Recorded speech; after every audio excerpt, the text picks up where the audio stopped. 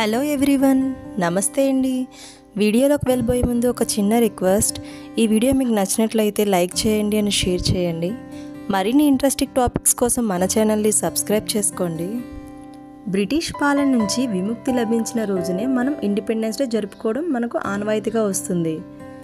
కానీ పాకిస్తాన్ మాత్రం ఏటా ఆగస్ట్ 14 ఇండిపెండెన్స్ డే వేడుకలు జరుపుకుంటుంది.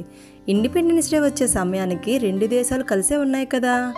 అలాంటిది పాకిస్తాన్ మనకంటే ఒక రోజు ముందు వేడుకలు ఎందుకు నిర్వహిస్తుంది అంటూ తరచూ సందేహం వస్తుంటుంది. అయితే దాని వెనుక ఒక ఇంట్రెస్టింగ్ ఫ్యాక్ట్ ఉంది. అదేంటో తెలుసుకుందామా? బ్రిటిషర్లు ఇండియాని 300 ఏళ్లకు పైగా పాలించి వెళుతూ రెండుగా చేసి వెళ్ళారు.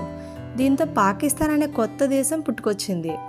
1947 ఆగస్ట్ 15న ఇండియా బ్రిటిష్ పాలన నుంచి పూర్తిగా విముక్తి పొందింది.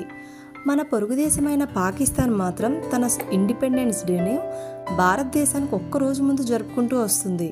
ఇండిపెండెన్స్ డే వచ్చే సమయానికి రెండు దేశాలు కలిసే ఉన్నా పాక్ మనకంటే ఒకరోజు ముందు వేడుకలు ఎందుకు నిర్వహిస్తుందో తెలుసుకోవాలని ప్రతి ఒక్కరికి ఉంటుంది.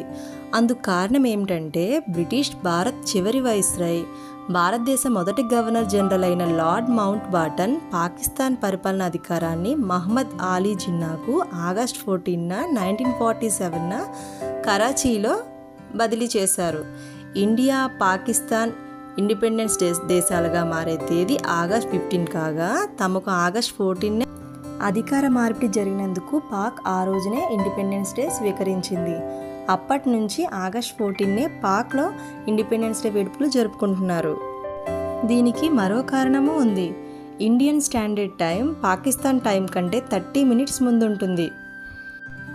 ఇండియా 1947 ఆగస్ట్ 14 అర్ధరాత్రి సరిగ్గా 12 గంటలకు ఇండిపెండెంట్ దేశంగా అవతరించింది.